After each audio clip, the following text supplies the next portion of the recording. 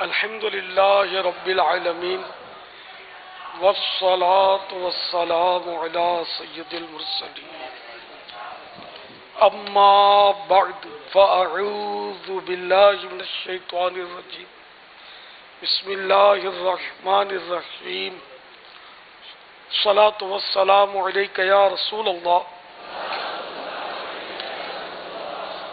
وعلى آلك وصحابك يا حبيب الله الصلاة والسلام عليك يا نبي الله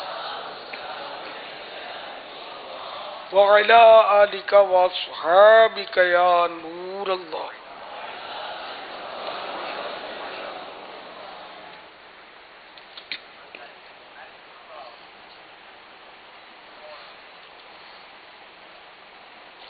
الحمدللہ ماہ رمضان مبارک کے آخری عشرے کے اعتکاف کی سعادت ہزاروں حاصل کر رہے اس وقت عالمی مدنی مرکز فیضان مدینہ میں، اور بنام ایک ماہ کا اعتکاف کرنے والے بھی تشریف فرما ہوں گے، اور بھی کئی صاحب اس وقت حاضر ہوں گے، اور ہم سب ہیں مسجد میں.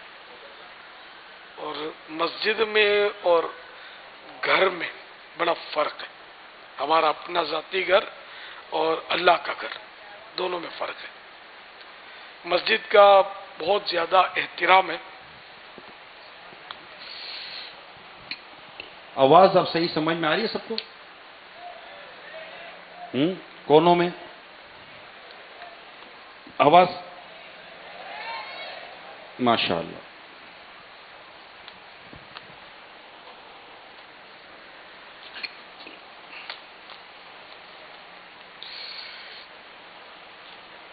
فرمان مصطفیٰ صلی اللہ تعالی علیہ وآلہ وسلم، مسجد میں ہنسنا قبر میں اندھیرا لاتا ہے. ہنسنا کی تعریف یہ ہے کہ ہنسنا من الضحک، اس کی تعریف یہ ہے کہ اتنی آواز نکلے ہنسنے کی کہ بس خود سن سکے، جبکہ کوئی بیراپن وغیرہ نہ ہو. اور اگر اتنی آواز نکلی کہ دوسرے بھی ہوں تو سن لیں تو اس کو قہقہا بولتے ہیں. تو مسجد میں ہنسنا قبر میں اندھیرا لاتا ہے. قہقہا تو پھر اس سے بھی پتہ نہیں، مطلب ظاہر ہے کہ قہقہا وہ چیز ہے کہ جو پیارے آقا صلی اللہ تعالی علیہ وآلہ وسلم سے ثابت نہیں ہے، آپ نہیں لگاتے تھے. ہنسنا ثابت ہے لیکن مسجد میں ہنسنے کی ممانعت ہے. یاد رکھیے، مسکرانا، تبسم جیسے یوں کرتے ہیں تو یہ جائز ہے مسجد میں. تو مسجد میں جب تک ہیں ہم کو پوری کوشش کرنی ہے کہ ہنسنے سے بچنا ہے. کوشش کیا ضروری ہے سارے کا ہنسنا قبر میں اندھیرا لاتا ہے. اب بھی سحری سے قبل 2 بار لائٹ گئی تھی. یہ تو اتنی ساری مخلوق تھی تو ایک دوسرے کو تسلی تھی. اب پھر بھی یہ پتہ نہیں نعرے لگا رہے تھے اور کیا کر رہے تھے. ایک دم شور کی آواز مجھے آئی تھی. اب وہ ذکر اللہ کر رہے ہوں تو الگ بات ہے، لیکن ظاہر ہے کہ کوئی نہ کوئی کونے کھانچے میں نماز پڑھ رہا ہوگا، کوئی تلاوت کر رہا ہوگا، اپنی عبادت میں مشغول ہوگا، کوئی سو رہا ہوگا، کوئی اٹھ کے تہجد میں مشغول ہوگا. ٹائم وہی تھا، بہت ہے نا، لیٹ نائٹ، تقریباً 3:30 بجے. اور ان لوگوں نے یہ کیا کر دیا آپ نے یار. اگر ہوتا نہیں کہ یہ عبادت کی جگہ ہے. مسجد میں لوگ ظاہر نماز پڑھتے ہوتے. مجھے ایک مسجد کا قصہ یاد آیا، بہت سال پرانی بات ہے، کہ ایک مسجد میں وہ جنات نے بہرحال پھر وہ بات چیت ہوئی، دعویٰ کیا تھا کہ ہم 10 جن یہاں اعتکاف کیے ہوئے، اور یہ لوگ مسجد میں شور کرتے ہیں اور یوں کرتے ہیں اور یوں کرتے ہیں اور پان کھاتے ہیں اور کیا وہ جن نے مطلب اعتراض کیے تھے. تو اس لیے وہ جن نے پکڑ دھکڑ کی تھی. تو بہرحال اب یہاں بھی تو ظاہر ہے کہ اتنی بڑی مسجد ہے، خدا جانے کون معتکف ہو. تو خیر جن سے ڈرنا یہ ہماری نفسیات ہے، اللہ سے ڈرنا چاہیے. یعنی ہم یار ایسے نالائق لوگ ہیں کہ اللہ سے نہیں ڈرتے، باقی سب سے ڈرتے. ایک سمجھانے کے لیے عرض کر رہا ہوں، اللہ کا خوف تو ہر مسلمان کو ہوتا ہے، کسی کو کم کسی کو زیادہ. میں جنرل بات کر رہا ہوں کہ نفسیاتی طور پر جن کا نام آیا تو ڈریں گے، ابھی بلی آ جائے تو ڈر جائیں گے، کتا آ جائے تو پتہ نہیں کیا کر جائیں گے، مجمع میں آ جائے کیسا ڈریں گے ہم. تو اندھیرا ہو جائے تو ڈر لگتا ہے. تو اب یہ کہ مسجد میں ہنسنا قبر میں اندھیرا لاتا ہے. تو قبر میں ایک تو تنہائی ہے نا، کوئی پاس نہیں ہوگا. قبر آپ نے سبھی نے دیکھی ہوگی اندر سے کیسی ہوتی ہے، اور اس میں پھر اندھیرا نور مصطفیٰ سے روشنی ہوگی، رب کے کرم سے، جس پر کرم ہوگا. تو مگر مسجد میں ہنسنا قبر میں اندھیرا آنے کا ان کے ایک ریزن ہے، سبب ہے. تو اس سے بچنا ہے اور ہمیشہ کے لیے اس سے بچنا ہے. بعض اوقات مقرر بھی ایسی باتیں مسجد میں کر جاتے ہیں، مبلغ بھی کر جاتے ہوں گے کہ ہنسی آئے، ان کو بھی احتیاط کرنی چاہیے اور بول دینا چاہیے. میں تو کبھی کبھی اس طرح کی بات آنی ہوتی ہے نا، تو کئی بار پہلے سے وربل لاک کر لیتا ہوں گا، ہنسنا نہیں ہے، دیکھو ہنسنا نہیں ہے، یوں کر کے ترکیب بنا کے پھر وہ بات کرتا ہوں جس کی حاجت ہوتی ہے. فضول لطیفے تو چٹکلے تو ویسے مسجد کے باہر بھی نہیں سنانے ہوتے، چلے جائے کہ مسجد میں طرح طرح کی چٹکلے سناتے ہیں نا ہنسانے والے، جس کا کوئی مقصد نہیں ہوتا، جس سے عبرت مقصود ہو، نصیحت مقصود ہو، تو وہ تو جائز ہے. خالی ہنسانے کے لیے جو چٹکلے سناتے ہیں، چاہے مسجد کے باہر بھی ہوں یا کسی تحریر میں ہوں، سوشل میڈیا پہ ہوں، تو یہ ناجائز ہے، یہ گناہ ہے. یہ ذہن میں رکھیے گا، جو بے مقصد ہے، کوئی صحیح شرعی مقصد نہ ہو.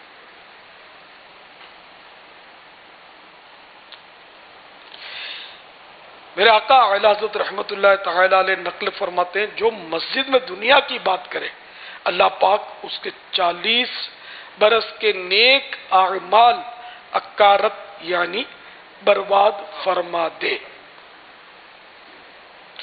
مسجد میں دنیا کی باتیں، پھر مسجد میں شور. ابھی میں نے مثال دی آپ کو کہ آج اندھیرا ہوا تو نعرے لگ رہے ہیں اور ہوا تھا ایسا.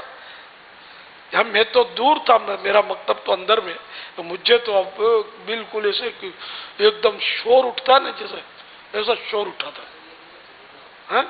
یہ تو مطلب ہم لوگ جب چھوٹے ہوتے تھے نا، تو یہ مجھے یاد ہے کہ بتی جاتی تھی نا تو بچے شور مچاتے تھے، وہ کر کے ہوتا تھا یہ.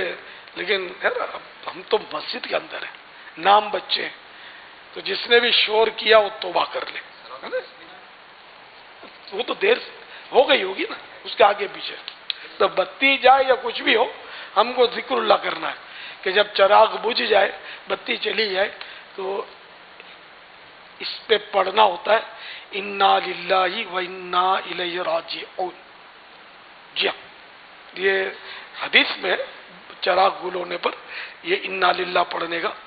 تو اب چراغ یہ جگہ بتی آ گئی سمجھو، تو اللہ بہتر. یعنی بہرحال یہ کہ جب بھی کوئی مصیبت آئے تو ایک دم ہی اندھیرا ہو جاتا ہے نا، بتی چلی جاتی ہے، تو ایک بھی ہلکی پھلکی مشکل تو ہے نا، یہ پریشانی تو آئی نا، تو انا للہ پڑھنی چاہیے اس پر. اور جب آ جائے تو اللہ کا شکر ادا کرنا چاہیے، الحمدللہ.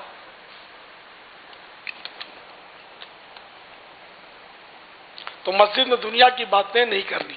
معتکف ضرورتاً دنیا کی بات کر سکتا ہے، لیکن اس میں بھی احتیاط کرنی ہے کہ دوسرے کو ایذا نہ ہو، پڑھنے والے کو تکلیف نہ ہو. کوئی تلاوت کر رہا ہے، ذکر و اذکار کر رہا ہے، نماز پڑھ رہا ہے، سو رہا ہے، کسی کو بھی تشویش نہیں ہونی چاہیے، تکلیف نہیں ہونی چاہیے.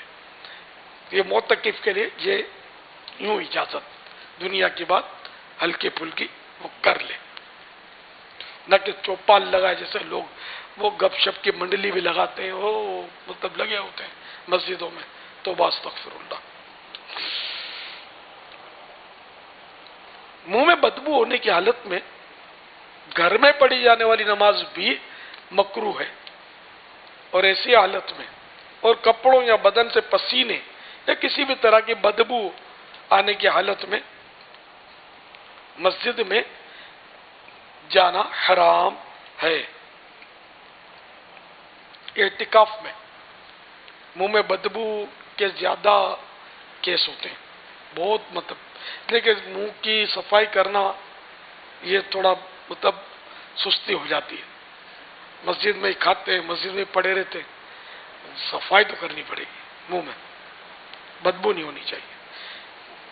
ٹوتھ پک سے دانت کا خلال کریں، یہ سب یہ باہر مسجد میں نہیں کرنا، یہ وضو خانہ یا باہر جو فنا مسجد میں یہ کام کرنے، اور اچھی طرح مسواک کر کے اور کلیاں کر کے منہ کی صفائی کرتے رہنا ہے تاکہ بدبو پیدا نہ ہو۔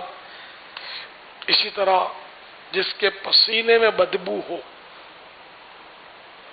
اور یہ آتی ہو بدبو، اس سے فرشتوں کو تکلیف ہوتی ہے، لوگوں کو بھی تکلیف ہوتی ہے، تو اس کا مسجد میں رکنا جائز نہیں ہے۔ اس طرح بعضوں کے منہ میں زخم ہوتا ہے، جیسے مریض ہوتے ہیں بیچارے، کینسر کا مرض ہوتا ہے خاص کر، تو اس کے منہ میں سخت بدبو آتی ہے زخم سے۔ اب منہ پر زخم ہے یا کہیں بھی زخم ہے ایسا کسی کے بدن میں اور اس سے بدبو آتی ہے، تو اس کو مسجد میں آنا جائز نہیں ہے۔ ٹھیک ہے، ہم رحم کریں اس پر، تو رحم کرنے کے لیے مسجد میں ہی تو لانا ضروری نہیں ہے نا۔ بہت سارے رحم کے کام ہم مسجد سے باہر کرتے ہیں، ہاسپٹل میں بھی تو علاج کرتے ہی نا مریض کا، مسجد میں تو لا کر کوئی مریض کو نہیں ڈالتا نا، تو یہ خیال رکھنا ہے۔ اس طرح جس کو فالج ہے تو وہ بھی منہ صاف کر لے، اس کے لیے بہت مشکل ہوتا ہے، تو منہ کی بدبو اس میں بھی آنی ہے۔ پھر ایسا مریض فالج زدہ یا اس طرح کا مریض جس کا مرض ظاہر ہو، تو وہ لوگوں میں جب بیٹھا ہوگا نا تو لوگوں کو پریشانی ہوگی، لوگ کھائیں گے، معتکفین کھائیں گے، وہ کھا نہیں پائے گا، وہ منہ دیکھے گا، تو اس سے سیدھی بات ہے کہ لوگوں کو ایذا ہوگی۔ تو اس لیے ایسے مریضوں کو بھی اعتکاف میں اور ایسے مساجد میں لانا نہ چاہیے۔ بدبو ہے تب تو اس کو بچانا واجب ہے مسجد کو بدبو سے۔ مسجد میں ریح خارج کرنا منع ہے۔ مسجد میں ایسے بچوں کو پیمپر باندھ کر بھی لانا گناہ ہے جن کے بارے میں غالب گمان ہو کہ پیشاب وغیرہ کر دیں گے یا شور مچائیں گے۔ فرش مسجد پر گرے پڑے بالوں کے گچھے اور تنکے وغیرہ ڈالنے کے لیے ہو سکے تو ایک شاپر جیب میں رکھ لیجئے۔ فرمان مصطفیٰ صلی اللہ تعالی علیہ وآلہ وسلم، جو مسجد سے تکلیف دینے والی چیز نکالے گا اللہ پاک اس کے لیے جنت میں ایک گھر بنائے گا۔ پسینے اور منہ کی رال وغیرہ سے مسجد کے فرش، دری یا کارپیٹ وغیرہ کو بچانے کے لیے معتکفین اپنی ذاتی چادر وغیرہ پر ہی سوئیں۔ نیز استنجا خانے کے لیے اصل مالک کی اجازت کے بغیر کسی کے چپل مت پہنیے، اس کے سوال سے بھی بچیے۔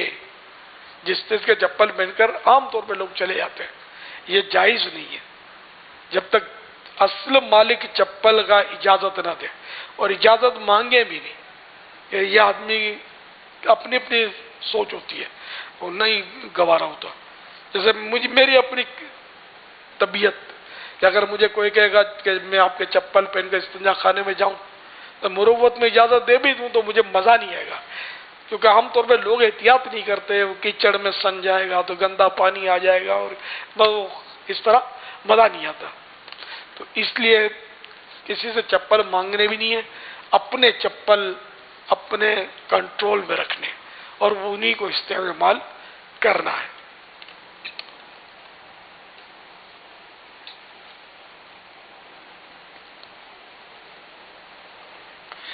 مسجد میں اگر خس یعنی معمولی سا تنکا یا ذرہ بھی پھینکا جائے تو اس سے مسجد کو اس قدر تکلیف پہنچ رہی ہے جیسے انسان کو اپنی آنکھ میں معمولی ذرہ پڑ جانے سے ہوتی ہے۔ تو کوئی بھی بال ہے یہ سب مسجد میں گرنا نہیں چاہیے۔ بال نظر آیا، کوئی تنکا نظر آیا، کوئی رنگ کا کوئی چھوٹا سا ٹکڑی گری پڑی ہے، چونے کی اکڑی پڑی ہے، سب اٹھا کر छापर या जेब, छापर नहीं है तो फिर जेब तो है ना, इसमें डाला जाए। अपना नहीं यूं धागा फेंक दिया, ये इधर तिनका चिपका तो यूं डाल दिया, नहीं, इसको ये लगा हुआ है, इसको उतार के जेब में तो डाले, बाहर नहीं फेंके, मस्जिद में फेंकना नहीं है।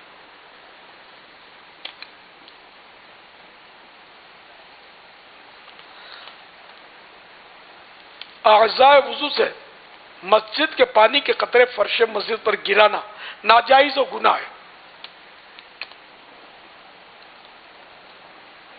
मस्जिद की दरियों के धागे और चटाइयों के तिनके नोचने से परहेज कीजिए। हर जगह इस बात का ख्याल रखिए ना, अपने घर में भी या किसी के घर मेहमान हो तो इन्हीं उसके दरी के धागे, बातों की आदत होती है, वो उंगलियों में मतलब उनको कुछ पता नहीं क्या होता है, वो नोचते रहते, खींचते रहते। तो ये हुकूक बात के मसाइल किसी के घर में जाएंगे तो होंगे, और अल्लाह के घर में तो फिर वक्फ की चीजें ही है, तो नुकसान पहुंचेगा। तो ऐसा ना करें। इस तरह किसी के कपड़े में से धागा लटक रहा था, आपने खींच लिया, इमाम में से धागा खींच लिया, ये धंधे नहीं करने। इससे धागा खींच लेंगे तो वो जगह कमजोर होगी, फॉल्ट पैदा हो जाएगा ना। कपड़े से भी धागा खींचे आप तो शाट पड़ जाएगा। आप कभी अपने कपड़े का भी तजुर्बा हो तो एहतियात। तो किसी की कोई चीज, तो अब किसी की कोई चीज का नुकसान पहुंचा बैठे, फिर उससे तरकीब बना लें, माफी मांग लें। नुकसान कर दिया तो नुकसान पेमेंट अगर वो चाहे तो करना पड़ेगा। ये सब किसी के घर जाए या मस्जिद में कहीं भी दीवार से चूना उखेड़ ले, आदत पड़ी होती, कुछ नहीं, यूं खुरचते रहते, नाखून से खुरचेंगे, जमीन पर उंगलियों से कुछ ना कुछ खेलते रहेंगे, करते रहेंगे, तो दुआ में नाखूनों को देखते रहेंगे, यूं करते रहेंगे।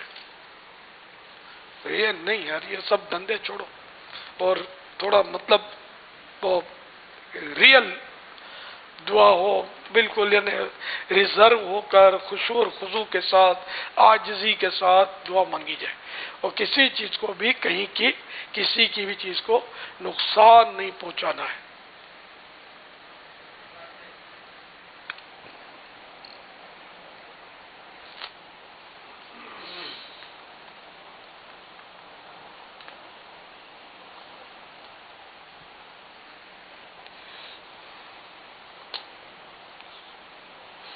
मस्जिद के दर, यहाँ यह हो गया। मस्जिद में दौड़ना या जोर से कदम रखना जिससे दमक यानी आवाज पैदा हो, मना है। जमात के लिए भी दौड़ना मना है, ये ख्याल रखिएगा। मस्जिद के फर्श पर कोई चीज जोर से न फेंकी जाए, और चादर या रुमाल से फर्श इस तरह न झाड़े कि आवाज पैदा हो। देखो मस्जिद में घर में बड़ा फर्क है। घर में तो झाड़न से टकाटक लगी रहती है, मस्जिद में नहीं करना है। और घर में भी अगर किसी को तकलीफ होती है आपकी टकाटक से तो बचना है। घर के फर्द को तकलीफ होती हो या पड़ोसी को तकलीफ होती हो, है ना। अब हमारे जैसे फ्लैट होते हैं ऊपर नीचे इमारत में, अब ऊपर की इमारत है, आपका फ्लैट है, नीचे दूसरे का फ्लैट है। अब वो पलंग घसीट रहे हैं तो सोफे घसीट रहे हैं तो कुर्सी उछाल रहे हैं, तो अब वो अगर एहतजाज करे बेचारा के तकलीफ हो रही है, बच्चा बीमार है, आप बोलो मैं तो अपने घर में कर रहा हूँ ना, तो ये अपने घर में हर काम करने की इजाजत थोड़ी है। किसी को भी अपनी जात से तकलीफ नहीं देनी, तो आखिरत में फंस जाएंगे, क्या करेंगे। हम अगर किसी को राहत नहीं पहुंचा सकते तो तकलीफ तो ना दें, बल्कि हम राहत पहुंचाने वाले बने। हम दूसरे को आराम पहुंचाएंगे, हमको भी राहत मिलेगी, आराम पहुंचेगा इंशाअल्लाह।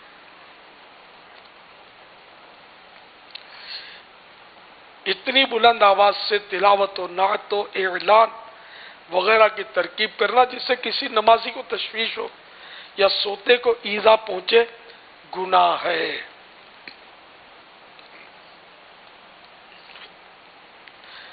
मस्जिद में नारे लगाने और माइक इस्तेमाल करने में सख्त एहतियात की हाजत है। ये मतलब बात बात पे जो लोग नारे लगाते हैं ना, अच्छा फिर लगाते भी नारा इस तरह है कि बस वो सांस पहले भर लेते हैं और करके वो जा रहे होते हैं बादलों की तरफ, اب لوگوں کے کان کے پردے پھٹے یا دماغ پھٹے ان کو پرواہ نہیں ہوتی، اپنا بھی گلا پھاڑ دیتے۔ اعتدال، اعتدال، بیلنس، نہ خود کو تکلیف ہو نہ دوسرے کو ایذا ہو، تکلیف ہو، ٹھیک ہے۔ تو مسجد میں زیادہ احتیاط، مسجد میں نعرہ لگانے میں، کیونکہ نعرہ لگانا پھر اس کا جواب لوگ دیتے ہیں، اور اگر کوئی نماز پڑھ رہا ہے، کوئی تلاوت کر رہا ہے یا کوئی سو رہا ہے تو اس کو کتنی تکلیف ہوگی، چونک کے جاگ سکتا ہے، وہ نماز والا رکعت بھول سکتا ہے نا۔ تو ایسے موقع پر نعرے نہیں، نماز جب لوگ پڑھ رہے ہیں تو بھلے کوئی بھی آئے گا تو بیٹھ جائے گا، مقرر آیا یا کوئی بھی شخصیت آئی اپنی جگہ پر ہے، لیکن مسجد مسجد ہے، اس کا احترام ضروری ہے۔ مسجد میں نعرہ لگانا منع نہیں ہے، موقع کی مناسبت سے نعرہ لگا سکتے ہیں، لیکن وہی موقع کی مناسبت سے، اور اگر لوگ نماز پڑھ رہے تو نعرہ نہیں لگا سکتے۔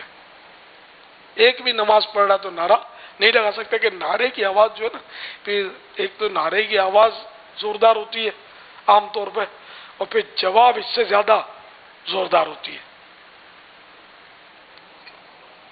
اس سے لوگوں کو تشویش ہو سکتی ہے۔ صلو علی الحبیب صلی اللہ تعالی علی محمد۔ ماشاءاللہ، ماہ رمضان کے ان دنوں کی ایک خاص جو ہمیں مدنی بہار ملتی ہے وہ امیر سنت کے مدنی مذاکرے، جو کہ روزانہ عصر کی نماز کے بعد اور تراویح کے بعد ہیں۔ میں امید کروں کہ ہم تمام کے تمام اسلامی بھائی جو عالمی مدنی مقصد فیضان مدینہ میں ہیں تو مکمل مدنی مذاکرہ شرکت کرنے کی کوئی ہے، نیت بنتی ہے، رات کو بھی پھر سونے کا نہیں ہے۔ پیچھے کی طرف کچھ اسلامی بھائی آرام فرما رہے تھے کہ رات، تو اب آج آپ اس کا پورا آرام کر لیں جو آرام کا جدول ہے، کیونکہ یہ علم دین سیکھنے کے ماشاءاللہ مواقع ہیں، اور ہم ہاتھ تو جاتے ہیں ایک جذبے کے تحت ہی آتے ہیں، لیکن ظاہر ہے کہ اب آ جاتے ہیں تو پھر سستیاں بھی شروع ہو جاتی ہیں، غفلت شروع ہو جاتی ہے، اور ایک روٹین ہوتی ہے ہماری باہر، پھر وہ آ کر فوراً یوں بدلتی نہیں ہے۔ لیکن اب مسجد میں آ گئے ہیں تو آنے کے بعد نماز با جماعت، اور پھر تمام حلقے ظہر کے بعد عصر کے بعد، تو جو بھی مدد ہے جس میں مدنی مذاکروں میں شرکت کی کوئی بھرپور نیت ہو جائے، آگے پیچھے دائیں بائیں، تو ایسا لگے کہ سب محسوس یہ ہوگا جیسے سب کے ہاتھ اٹھے ہوئے ہیں، سچی پکی نیت کے ساتھ ہاتھ اٹھے ہوئے ہیں۔ کب تک اٹھے رہتے ہیں ذرا دیکھوں میں، باہر والوں کے بھی ہاتھ اٹھے ہوئے ہیں، پر سب میں چادر ہے تو وہ ہے تو کچھ نظر نہیں آ رہا اصل میں، باہر ہاتھ اٹھے ہوئے ہیں۔ ہاں، باہر بھی پورا ایسا اب لگ رہا ہے کہ پورا صحن فنائی مسجد ہے، وہ کھلے آسمان کے نیچے، اوپر جو گیلری میں ہے وہ میزین اینڈ پر، اچھا وہ بھی ہاتھ اٹھا رہے ہیں، اچھا ماشاء اللہ ماشاء اللہ۔ اللہ ہمارے اٹھے ہوئے ہاتھ کی لاج رکھ لے، بس جمے رہیں، بس دل بنا کر رکھیں کہ بس میں نے بیٹھنا یہی ہے اور سننا ہے انشاءاللہ، ماشاءاللہ۔ اور بس کچھ اور اگر آپ مدنی پھول دینا چاہیں ہمارے متقب اسلامی بھائیوں کو، مدینہ مدنی پھول تو دیکھو آپ نے کافی دیے، میں نے تو 2-4 ہی دیے، اور یہ اب شاید سیر ہو گئے ہوں گے، رات کو بھی کافی مدنی گلدستے لیے انہوں نے۔ اچھا باہر کا بھی منظر دکھا دیں بھائی، باہر ہے کیمرہ؟ نہیں، باہر کیمرہ نہیں ہوگا، باہر تھوڑی چلت پھرت تو ہوتی ہے۔ اچھا ماشاء اللہ ماشاء اللہ، الحمدللہ۔ آج پہلا دن بھی ہے نا تو ایک جوش ہوتا ہے، آہستہ آہستہ پھر اب اگر اتنا زیادہ سنائیں گے تو پھر بیچاروں کو یاد مشکل رہے گا۔